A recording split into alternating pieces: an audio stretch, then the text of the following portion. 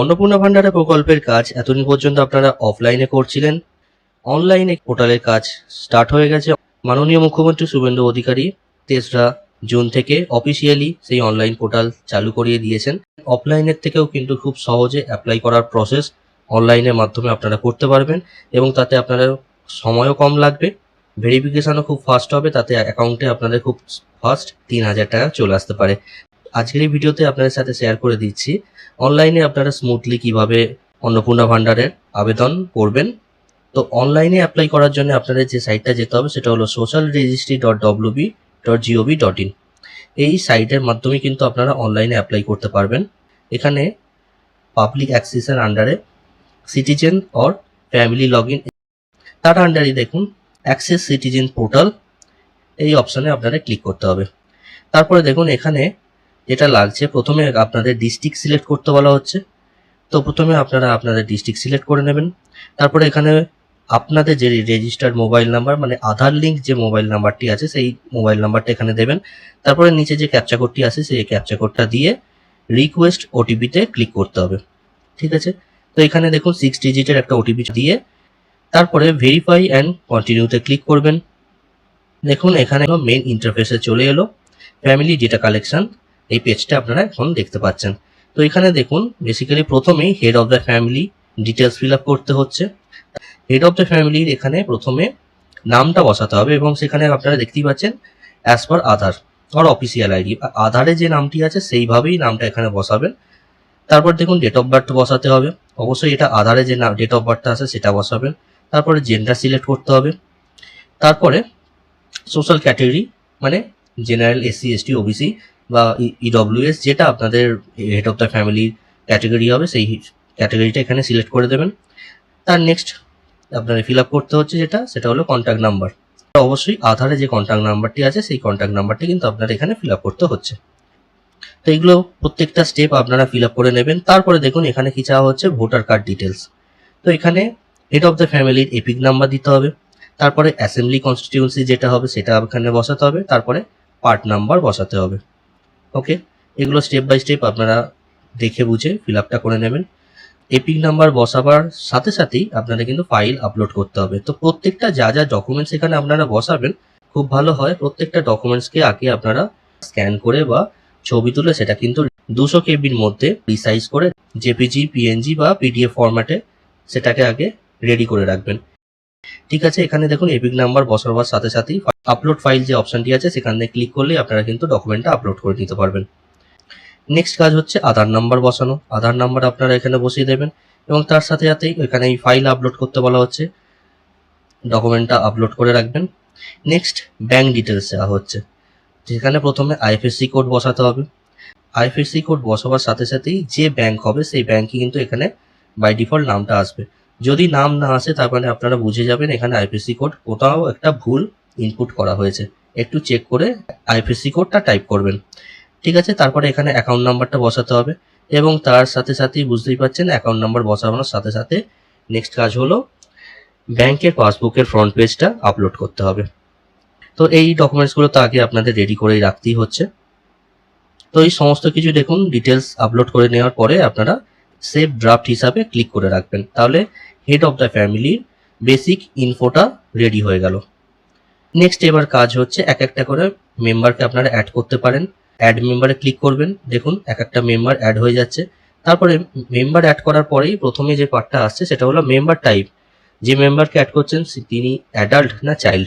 যদি অ্যাডাল্ট হয়ে থাকে প্রথমে আগে অ্যাডাল্ট অপশানেতে ক্লিক করে রাখবেন। তারপরে অ্যাজ ইট ইজ ওই বেসিক ইনফরমেশানে প্রথমে নাম বসাতে হবে, অবশ্যই সেটা আধারে যে নামটি আছে সেটা বসাবেন।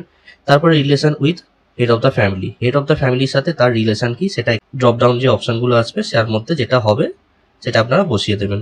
তারপরে তার ডেট অফ বার্থ বসাতে হবে, জেন্ডার বসাতে হবে, সোশ্যাল ক্যাটাগরি বসাতে হবে। যদি সোশ্যাল ক্যাটাগরিতে এসসি, এসটি, ওবিসি, ইডব্লিউএস যদি হয়ে থাকে সেক্ষেত্রে কিন্তু তার অ্যাপ্রোপ্রিয়েট ডকুমেন্ট আপলোড এখানে আপনাদের করে দিতে হবে আপলোড ফাইলের মাধ্যমে। তারপরে কন্ট্যাক্ট নাম্বারটা এখানে আপনাদের বসিয়ে দিতে হবে। ঠিক আছে, নেক্সট কাজ হলো ভোটার কার্ড ডিটেলস দেওয়া। নেক্সট কাজ হচ্ছে আধারটা তো বসানো। এইভাবে মেম্বার 1, 2, 3, 4 এইভাবে আপনাদের যতজন ফ্যামিলির সদস্য থাকবে সেই হিসাবে মেম্বার অ্যাড করবেন এবং সেই হিসাবে তার আগে বেসিক ইনফোটাকে রেডি করে নিন। তো আমি চলে যাই নেক্সট পয়েন্টটায়, মানে ration card or food subsidy. এটায় প্রথমে আগে হেড অফ দ্য ফ্যামিলিটা দেখাই।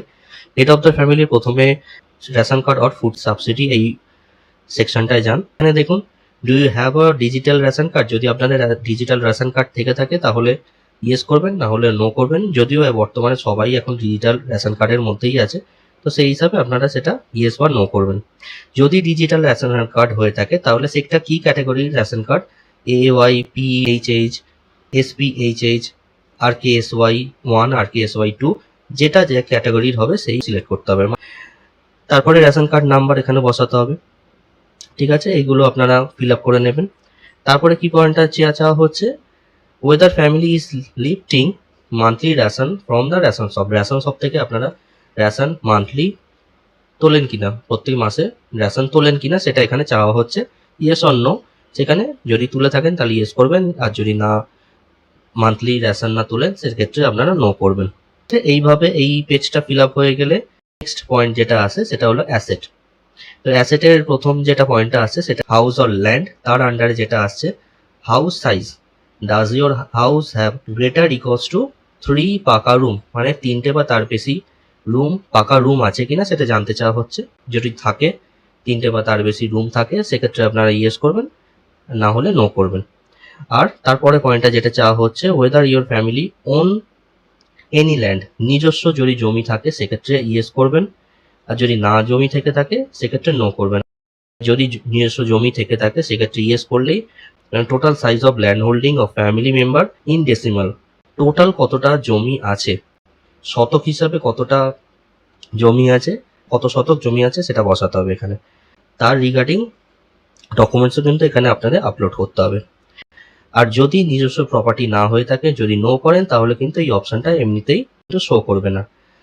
তার নেক্সট পয়েন্টে চলে যাই, ভেহিকলসের ডিটেলস চাওয়া হচ্ছে, does any family member own non commercial motorized 4 wheeler, তাহলে 4 চাকা কোনো যানবাহন আছে কিনা সেটা এখানে চাওয়া হচ্ছে।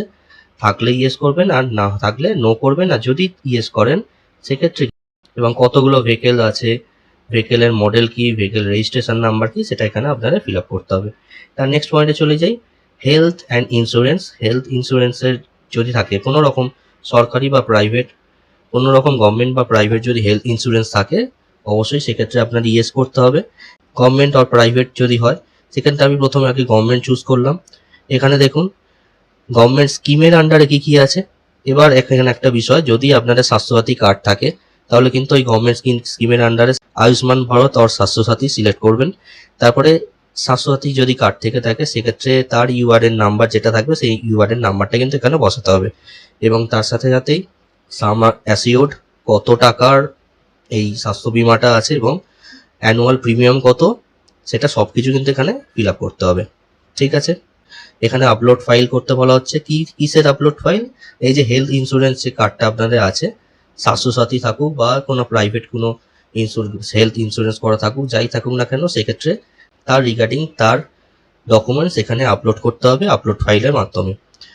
ঠিক আছে, এই প্রত্যেকটা পয়েন্ট আপনারা দেখে বুঝে ফিল আপ করে নেবেন। তারপরে এই পেজটা পুরোটা কমপ্লিট হয়ে গেলে তারপরে নেক্সট সেকশনে চলে আসতে হবে, সেটা কি ইনকাম অর প্রফেশন। এখানে দেখুন ফার্স্টে ইনকাম অর প্রফেশনের আন্ডারে কি আছে, do you pay income tax or professional tax. তো এক্ষেত্রে ইনকাম ট্যাক্স বা প্রফেশনাল ট্যাক্স যদি আপনারা পে করে থাকেন, আইটি ফাইল যদি আপনারা করে থাকেন সেটার কথাই বলা হচ্ছে, তাহলে ইয়েস এ ক্লিক করতে হবে। এবার তারপরে নেক্সট পয়েন্টে কি বলা হচ্ছে, do you have a PAN card. PAN card যদি আপনাদের থেকে থাকে সেই হিসাবে ইয়েস বা নো করবেন। এটাও এক্ষেত্রে এরকমও হতে পারে আপনারা হয়তো ইনকাম ট্যাক্স পে করেন না, আপনারা সেই স্ল্যাবের মধ্যে আসেন না, সেক্ষেত্রে অবশ্যই আপনারা নো করবেন। কিন্তু বর্তমানে মোটামুটি সকলের ক্ষেত্রেই প্যান আছে, তো সেক্ষেত্রে আপনার প্যান কার্ডে যে নামটি আছে সেটা এখানে বসাবেন, আছে সেই প্যান নাম্বারটা এখানে বসাতে হবে। আচ্ছা, প্যান নাম্বার বসানোর সাথে সাথে প্যানের ডকুমেন্টসটাও কিন্তু আপলোড করতে হবে। ঠিক আছে, নেক্সট এবার চলে আসি nature of employment. Nature of এমপ্লয়মেন্টের আন্ডারে কি কি আছে, government sector, salaried in private sector, নাকি আপনারা সেলফ এমপ্লয়েড। তো এইরকম অনেকগুলো এখানে অপশান আছে, এবং লাস্ট দুটি এখানে অপশান আপনারা দেখবেন যেখানে আনএমপ্লয়েডও আছে, মানে বেকার যদি হয়ে থাকেন আনএমপ্লয়েড ক্লিক করতে পারবেন। আর আদার অপশান আছে, মানে এইগুলো যে অপশানগুলো আছে 7টা অপশান আছে, সেই 7টা বাদে যদি কিছু থেকে থাকে সেক্ষেত্রে আপনারা আদার অপশানে সিলেক্ট করতে পারবেন। তো এরপরে দেখুন লিটারেসি স্ট্যাটাস। লিটারেসি স্ট্যাটাসে যদি লিটারেট ক্লিক করে থাকেন তাহলে কতদূর পর্যন্ত মানে হাইয়েস্ট এডুকেশন কোয়ালিফিকেশন কতটা সেটা কিন্তু এখানে বসাতে হবে। দেখুন ঠিক আছে।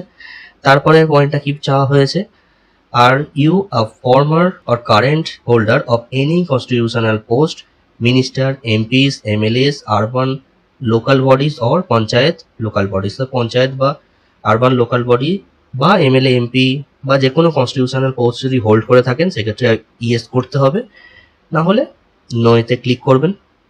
Next point, are you government pensioner. যদি সরকারি আপনারা পেনশনার হয়ে থাকেন সেক্ষেত্রে ইয়েস করতে হবে, না হলে নো করতে হবে। ঠিক আছে।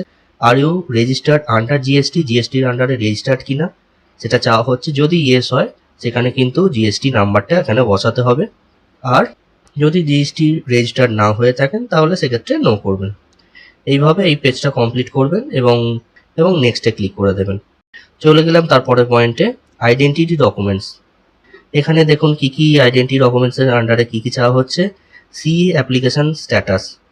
তো যদি আপনাদের সিএ অ্যাপ্লিকেশন করার কোনো প্রয়োজন না হয়ে থাকে, অ্যাপ্লিকেশন স্ট্যাটাসে প্রথমেই যেটা থাকবে নট অ্যাপ্লিকেবল, মানে আপনারা সিএ অ্যাপ্লিকেশনের কোনো দরকার নেই, আপনারা স্বাধীনভাবে ভারতের নাগরিক, তো সেক্ষেত্রে নট অ্যাপ্লিকেবল অপশানে ক্লিক থাকবে।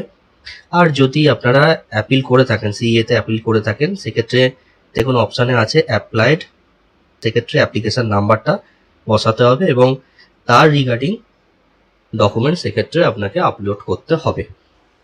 ইস্যুর ক্ষেত্রেও একই ব্যাপার, অ্যাপ্লাইড করতে পারেন বা ইস্যু করতে পারেন, সেক্ষেত্রে ইস্যু করলে সার্টিফিকেট নাম্বার দিতে হবে। ঠিক আছে, এক্ষেত্রে আমি নট অ্যাপ্লাইড করলাম। তার নেক্সট পয়েন্টে চলে যাই। নেক্সট দেখুন এসআইআর 2026 ট্রাইব্যুনাল স্ট্যাটাস। তো এখানে if detected in SIR 2026 case pending, তো যদি আপনাদের এসআইআর নাম থেকে থাকে 2026-এর যে ইলেকশনটা হলো তাতে যদি আপনার নাম থেকে থাকে সেক্ষেত্রে নট অ্যাপ্লিকেবল করবেন। আর যদি এসআইআর ট্রাইব্যুনালের মধ্যে থেকে থাকেন সেক্ষেত্রে কিন্তু ইয়েস করতে হবে, আর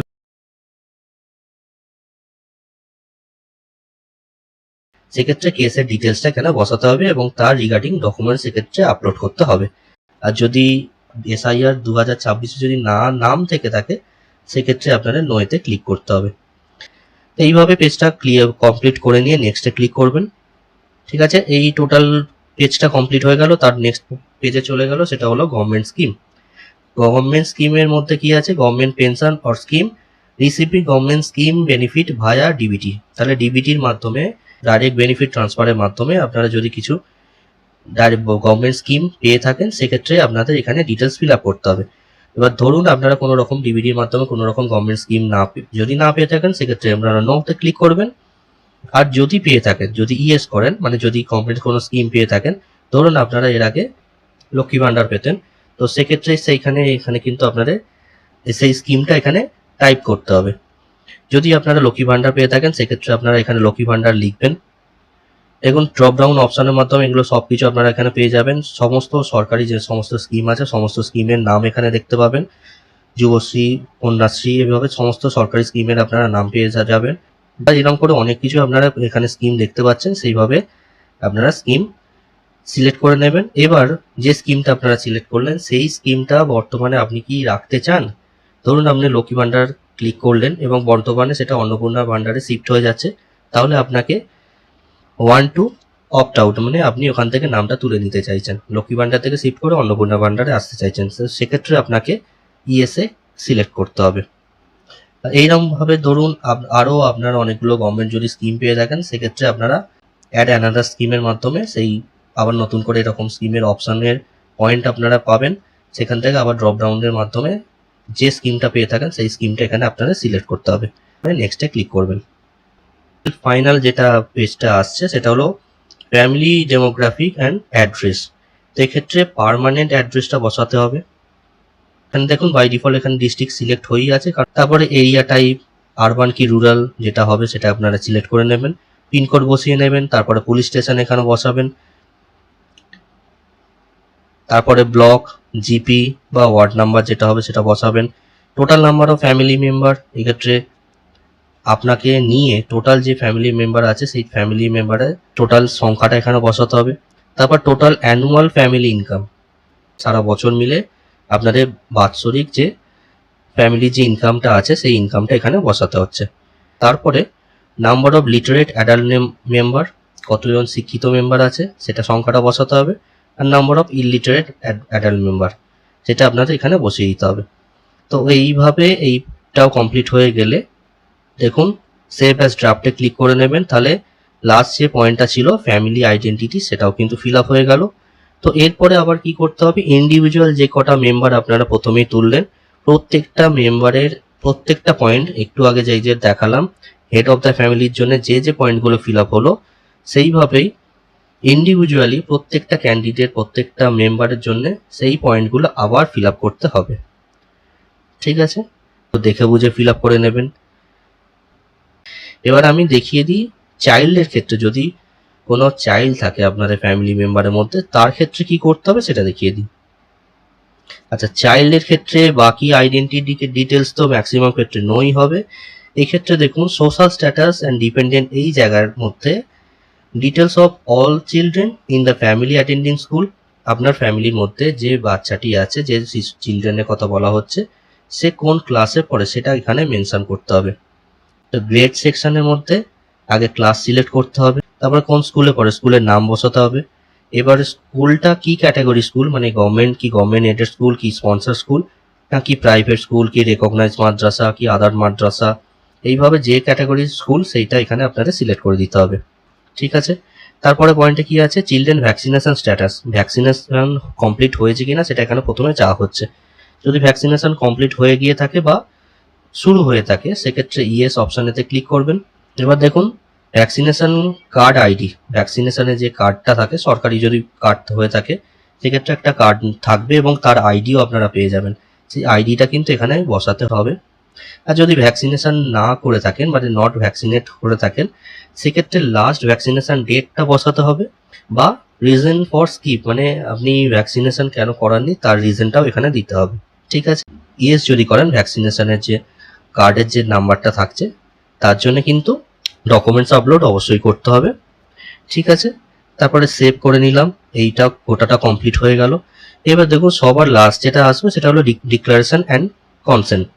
তো এখানে দেখুন একটা ডিক্লারেশন আছে, I hereby declare that about information is true and I have provided all the supporting document were applicable and have not missed any criteria. I understand that I shall be liable for appropriate action or any false information provided by me.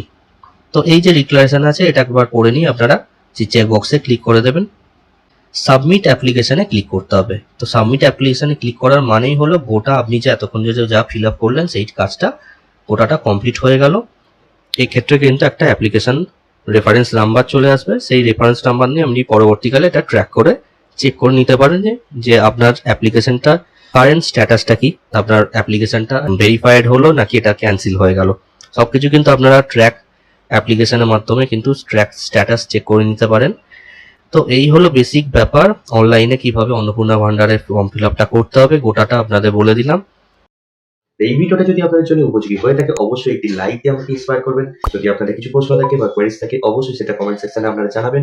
আর এই চ্যানেলে যদি এখনো আপনারা নতুন হয়ে থাকেন অবশ্যই technical news YouTube চ্যানেলটি আপনারা সাবস্ক্রাইব করে রাখুন এবং পাশে থাকা বেল আইকনে আপনারা ক্লিক করে রাখুন। আপনারা ভালো থাকুন, সুস্থ থাকুন, ধন্যবাদ।